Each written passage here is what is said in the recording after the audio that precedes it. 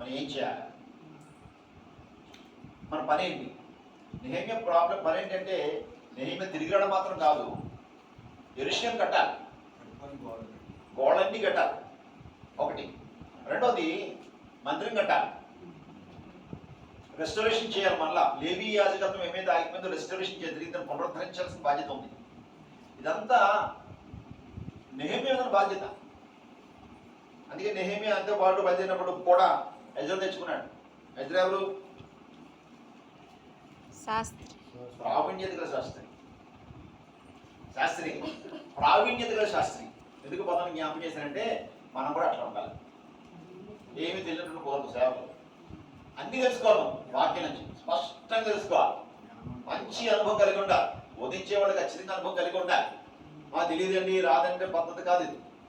మీరు 10 మంది చెప్పడం సిద్ధపడినప్పుడు నిలబడినప్పుడు మీ మీద బాధ్యత గుర్తుపెట్టుకోవాలి. ఆ 10 మందిని కూడా కరెక్ట్గా నడిపించిన బాధ్యత మీదే. మీకే తెలియకపోతే ఆగే చెప్తారు. మీరు ప్రావీణ్యత గల స్త్రీలను కూడా తయారు చేశాడండి.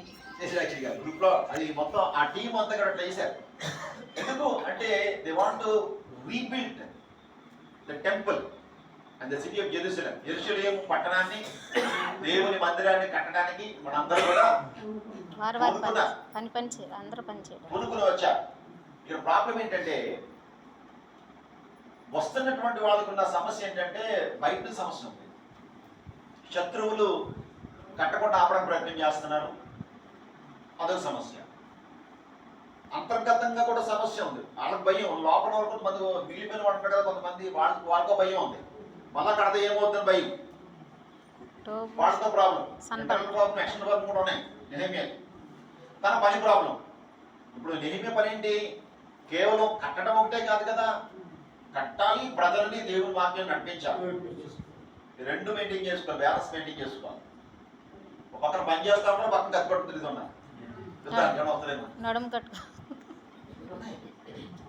అంటే the reality of the situation. ఈరోజు మన సంఘాలు చెప్పాలి. మనం ఎక్కడ కలిసి ఈరోజు మనం అత్యంత భయానకమైనటువంటి స్థితిలో ఉన్నాం భారతదేశంలో. ఈరోజు ఆరాధన జరిగిపోతే అనుకోకండి, గొప్పకోకండి. ఎప్పుడు ఆరాధన అయిపో చెప్పలేం, చెప్పలేం. మీకు గొప్ప అనుకోకండి. బాగుంది కదా మందిరం కట్టినా బిల్డింగ్ బాగుంది అనుకోకండి, బిల్డింగ్ ఉండదు. ఎందుకంటే మనం ధర్మవరం అక్కడ ఊళ్ళో వచ్చి చూసాం, అనుకున్న ధర్మవరం అంటే ఓకే డిస్టిక్ అది వాళ్ళు చెప్పలే, మొత్తం చూసాం, చాలా బాధ అనిపించింది. చూడండి దారుణంగానే పరిస్థితులు. వయసుగా ఉండాలి సేవకులు. ఏదో క్రిస్మస్ చేసేస్తాం, న్యూ ఇయర్ చేసాం, కొత్త ఇయర్ పడేసాను కుదరదు. మనకు బాగానే ఉంది అనుకుంటున్నాను. మీ సంఘాలు కూడా మీకు నేర్పించి చెప్పుకోవాలి, సంఘాలు కూడా సిద్ధపరచుకోవాలి, నేర్పండి.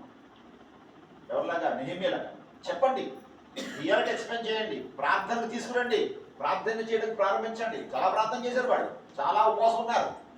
వాళ్ళు ఏమంటారు, మనకు జయం కలగడానికి కొరకు ఉపవాసం ప్రార్థన చేద్దాం, మన ప్రయాణ సఫలం కోసం ప్రార్థన చేద్దాం. ఇవన్నీ ఎవరు చేశారు చదవండి. మీకు ఎస్టాగ్రంథంలో ఎన్ని వరుస దొరుకుతాయి వరుసగా. కనుక ఇలాగన మనం ప్రిపరేషన్ చేసుకోవడం చాలా అవసరము. మన సంఘం నంబర్ ఎక్కువ ఉండొచ్చు, బలంగా ఉండొచ్చు, బలహీనంగా ఉండొచ్చు, ఇది ఇంపార్టెంట్ కాదు. బయట పరిస్థితి చాలా భయంకరంగా ఉంది. ఎలాంటి పరిస్థితులు ఉత్పన్నమవుతాయో, ఏ రోజు ఎలాంటి సంఘటనలు జరగబోతున్నాయో కూడా తెలియని పరిస్థితుల్లో మనం ఉన్నాము అనే సంగతి మనం జ్ఞాపకం ఉంచుకొని మన సంఘాలకి తెలియపరిచి అందరం మెలకువ కలిగి ప్రార్థన చేయాలి. ఇది అవసరమైన గడియల్లో మనం ఉన్నాం, చాలా భయంకర గడియల్లో ఉన్నాం. ఎందుకంటే ప్రభుత్వాలు కూడా మనకు వ్యతిరేకంగా పనిచేస్తున్నాయి. కేంద్రం మొదలుకొని కేంద్రంలో క్రైస్తవ వ్యతిరేక ప్రభుత్వమే గత 3 టైమ్స్ పనిచేస్తుంది. ఇంకా చక్కగా 3.5 ఏళ్ళ టైం ఉంది. వారు 4వ కూడా చేశారనుకోండి, మీరు ఆలోచించవచ్చు ఎంత భయంకరమైన పరిస్థితికి రాబోతున్నామో అనేటువంటిది. అంటే మనం ఏం బాగున్నాం అనుకోకండి. So explain these things to your church. మీ సంఘానికి చెప్పండి, విశ్వాసం చెప్పండి, ప్రార్థన చేయండి కలిసి. ప్రోగ్రామ్స్ కాదు, నేను చాలా మంది చెప్తాను, భారత్ చెప్తే మాటలు మనం ప్రోగ్రామ్స్ పడిపోయాం. క్రిస్మస్, న్యూ ఇయర్, ఉపవాసం, ఉద్యోగం, తర్వాత మళ్ళా ఏదో కూటం, ఆ కూటం, ఈ కూటం, ఇలాంటి పేర్లు పెట్టుకొని ఇది కూర్చుంటే మనసి ప్రోగ్రామ్ చేసుకుంటూ పోతా ఉన్నాం. కానీ there is a serious reality is there behind us. మన వెనక చాలా భయంకరమైనటువంటి నిజమైన సంఘటనలు జరుగుతూ ఉన్నాయి. అది మన దాకా రాలేదు కానీ మీకు అర్థం కాదేమో. ఒకవేళ చాలా మెలుగు ఉండాల్సిన పరిస్థితి ఉంది. అంచేత నెహెమ్యాలాగా మెలకువ కలిగి పరిస్థితులకు వచ్చి మీరు ఎరిగి ఈ యొక్క సంఘటన విషయమై ప్రజలకు కూడా మీరు తెలియపరుస్తూ, మీ సంఘాలు కూడా తెలియపరుస్తూ అందరూ కలిసి ఏక మనసుతో ప్రార్థించేటువంటి వారిగా ఉండేటువంటి అనుభవం మనకి రావాలి.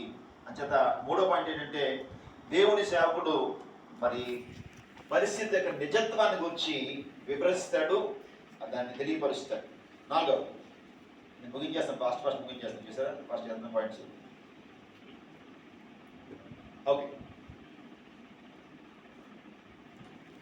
దేవుని యొక్క సేవకుడు దేవుడు ఇచ్చినటువంటి దర్శనాన్ని, నాలుగో పాయింట్, దేవుడు ఇచ్చిన దర్శనాన్ని, దేవుడు ఇచ్చే నడిపింపుని దర్శనాన్ని ఎరిగి తన ప్రజలకు తెలియపరుస్తాడు. చూడండి 2వ అధ్యాయం 12వ వచనం చదువుదాం ఒకసారి. నెహెమ్యా గ్రంథం టాపిక్ ఇక్కడే కదా, నెహెమ్యా 2:2. నేను నాతో కూడా రాత్రియందు నేనును నాతో కూడా నున్న కొందరును లేచితిమి. యెరూషలేమును గూర్చి దేవుడు నా హృదయం మీద పుట్టించిన ఆలోచనను నేను ఎవరితోనైనాను చెప్పలేదు. మరియు నేను ఎక్కి ఉన్న పశువు తప్ప మరి ఏ పశువును నా యొద్ద ఉండలేదు. నేను రాత్రికాలమందు లోయ ద్వారము గుండా భుజంగపు బావి ఎదురుకి పెంట ద్వారము దగ్గరకును పోయి పడద్రోయబడిన యెరూషలేము యొక్క ప్రకారములను చూడగా దాని గుమ్మములు అగ్ని చేత కాల్చబడి ఉండెను. ఇక్కడ ఏం చేశాడు? దేవుడు తన మనసులో పెట్టినటువంటి ఆ యొక్క దర్శనం, ఆలోచన కలిగింది. దానిని బట్టి ఏం చేశాడు ఆయన? ఎవరితో చెప్పకుండా మరియు తన ఎక్కిన పశువు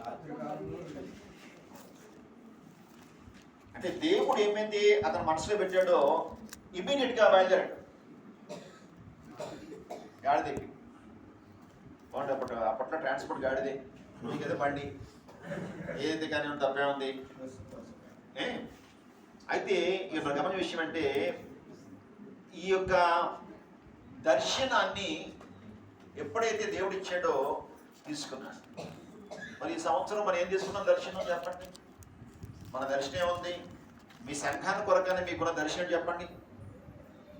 2026లో మీ సంఘం కొరకు మీ దర్శనం ఏంటి? దేవుడు మీకు ఇచ్చిన దర్శనం ఏంటి? మరి కదా, అది ఒకటేనా? జనరల్గా కాదు, మీకేమిచ్చారు పర్సనల్గా?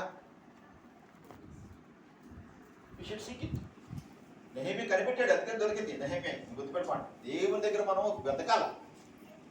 ఎందుకంటే మనం ప్లాన్స్ వేసుకుంటాం 2026లో 2025 కన్నా బాగా చేద్దాం అనుకుంటాం. ఇది హ్యూమన్ సైకాలజీ, మానవతత్వం. కానీ దేవుడు అలా అనుకోడు. దేవుని ప్లాన్స్ వేరుగా ఉంటాయి. నా ఆలోచనలు మీ ఆలోచన వంటివి కాదు, నా ఉద్దేశం వంటివి కావు. అందుచేత ప్రభువా ఈ సంవత్సరం ఏం చేయాలా? అది ప్రశ్న. జనరల్ ఆన్సర్ చెప్పకూడదు. జనరల్ ఆన్సర్ లాగా సువార్ చెప్తాం, రైట్, దట్స్ ఫైన్, అందరూ సువార్ చెప్పు చెప్పాడు. కానీ what is your specific goal? నీ ప్రత్యేకమైనటువంటి గోల్ ఏది? దేవుడికి చెప్పాలి, దేవుడి దగ్గర పొందాలి, దాన్ని తీసుకుని బయలుదేరాలి, అప్పుడు బదులు సిద్ధపరచాలి. అది నేనేం చేసింది మరి అర్థమైందా? ముందు మనకంటూ దర్శనం ఉండాలి. అందుకని హబక్కూకు చెప్తూ అంటాడు 2వ అధ్యాయం 2వ వచనంలో, హబక్కూకు నీకు ఇచ్చిన దర్శన వాక్యాన్ని ఒక పలక మీద రాయి, పరిగెత్తుతూ పోవాడు చదవబీలగునట్లుగా రాయన్నాడు. అంత క్లియర్గా ఉన్న విషయం మనకి సేవకులు కూడా అసలు విషయం. రేపు ఏం చేద్దాం మనం తెలియకపోతే మనం ఎట్లా చేస్తాం? సో మనం చాలా క్లియర్ పిక్చర్ మనం పొందాలి దేవుని దగ్గర నుంచి. స్పెండ్ చేయండి టైం. మనం టైం స్పెండ్ చేయలేకపోతే కారణం ప్రోగ్రెస్. అందుకే చెప్తుంటాను, మన ప్రోగ్రెస్ చాలా ఉంటాయి. మేనేజ్ గుడ్ ప్రోగ్రెస్ చాలా అవసరం. Better go to your room, మీ దగ్గరికి వెళ్ళిపోండి, వెళ్ళిపోయి కూర్చొని ప్రభు దగ్గర గడపండి. దేవుడు మాట్లాడుతుండగా మీరు వినగలిగిన స్థితిలో ఉండి మీరు తెలుసుకొని పొంది పనిచేయండి. మీ పరిచర్యలు ఎలా ఉంటాయి మీరు చెప్పండి. బయట ఉన్న పరిస్థితిని బట్టి ఇంకా మరింతగా అనుకూలంగా మేము వెళ్ళేలాగా ప్రయత్నం తప్పకుండా. చేస్తాం. ఎందుకంటే ప్రతి సందర్భంలో కూడా దేవుడు ప్లానిస్తాడు. నువ్వు గుర్తుపెట్టుకోవాలి. ఒక ఎగ్జాంపుల్ చెప్పి ముగించేస్తాను. ఈ పాయింట్ టైం అవుతుంది కాబట్టి నేను ఎంత ముందుకాను. ఒక 5 మినిట్స్ ముగించేస్తాను. ఓకే, ఈ పాయింట్ 4 పాయింట్ 5 పాయింట్ వచ్చే వరకు చెప్తాను. సందర్భ సహితమైనటువంటి ప్రణాళికలు దేవుడు ఇస్తాడు. గుర్తుపెట్టుకో. నువ్వు ఎక్కడ ఉన్నావో, ఏ పరిస్థితిలో ఉన్నావో దేవుడు తెలుసు. ఒకటి. నెంబర్ 2, దేవుడు మన కొరకు ఆల్రెడీ ఎప్పటికే ప్రణాళిక రచించి ఉంటాడు. మీరు కొత్తగా చేయాల్సిన పని లేదు.